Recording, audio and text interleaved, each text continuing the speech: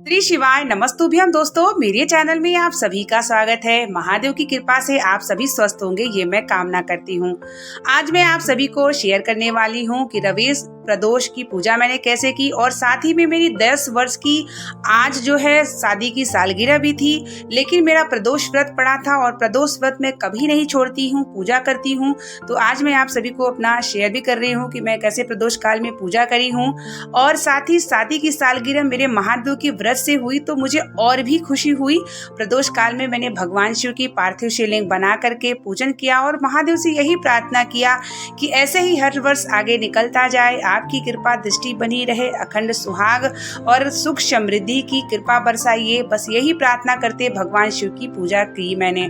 शाम के समय प्रदोष काल में मैं अपने घर के मंदिर में पूजा की और सुबह मंदिर में जाके की।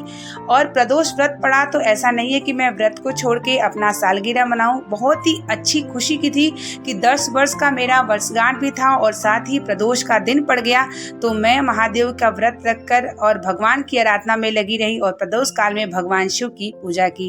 रात्रि में परिवारजनों को भोजन में बनाऊंगी ताकि वो सब एंजॉय करें, लेकिन मैं अपने महादेव के लिए भोग प्रसाद तैयार करके रसोई घर में और उनकी पूजन आराधना करी, जो कि मेरी हर प्रदोष को इंतजार होता है कि हर प्रदोष को मैं बहुत इंतजार करती हूँ कि प्रदोष पड़ेगी तो मैं इस तरीके से पूजा करूंगी, आराधना करूंगी।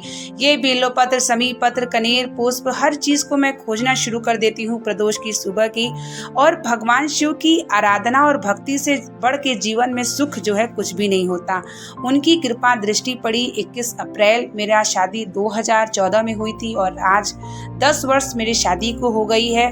तो महादेव बस ऐसे ही साथ बनाए रहे और ऐसे ही मेरे ऊपर कृपा दृष्टि रखे रहें और इतनी ही भक्ति मेरी उनके प्रति और बढ़ती जाए। बस शिव कृपा जीवन में सभी के प्राप्त हो। चाहे हमारा जन्म दिवस पर पड़े, चाहे हमारा शादी का वर्षगांठ पड़े, अगर हम भगवान की पूजा, आराधना और उनके व्रत से करते हैं तो हमारा जीवन और भी सुखमय होता है। जरूरी नहीं है कि हम एंजॉय करें, पार्टी करें, जरूरी नहीं है कि हम बहुत लोगों को भीड़ जुटाएं। हम बस ये होता है कि भगवान का आशीर्वाद और प्राप्त हो जीवन में, तो आप जीवन में निरंतर ऐसे ही आगे बढ़ते चले जाते हैं।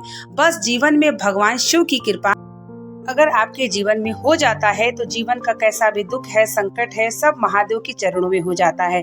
तो मैं सौभाग्यशाली मानती हूँ कि आज के दिन मेरा शादी का वर्षगांठ पड़ा, महादेव की भक्ति करने का मौका मिला, उनकी पूजा आराधना करने का दिन हुआ। और मुझे कोई भी ये नहीं था कि आज के दिन मेरा व्रत पड़ गया। मुझे और भी खुशी थी कि आज के दिन भगवान इतनी आशीर्वाद दे कि जीवन में निरंतर ऐसे ही इनकी भक्ति और इनकी दया हमारे जीवन पर पड़ी रहे। और जितना भी हम भक्ति करते हैं उतना हम भगवान से और भी क्लोज होते जाते हैं। तो मेरी पूजा प्रदोष काल की हो चुकी थी। उसके बाद ही मैं अब कुछ ग्रहण करूंगी।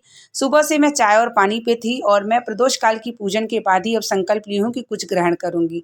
बस जीवन में शिव की कृपा प्राप्त रहे और जिसका भी सालगिरह आए, जिसकी भी जन्म दिवस आए, बस महादेव सबके जीवन में अच्छा करते जाएं और इनकी भक्ति करके अपने जीवन को बस सार्थक करना है। जीवन का हर एक कार्य उनको सौंप करके करना है और सबके जीवन में खुशियां दे, यही मैं महादेव से प्रार्थना करती हूँ। जितना हम अपने लिए मांगते हैं उतना अगर हम दूसरे के लिए भी मांगते हैं तो कहीं ना कहीं हमारा जो देखने वाला होता है वो हमारा ऊपर वाला होता है। तो इसी प्रकार से 21 तारीख को मैं प्रदोष व्रत की पूजा करी, जो कि मैंने आपको शेयर भी किया।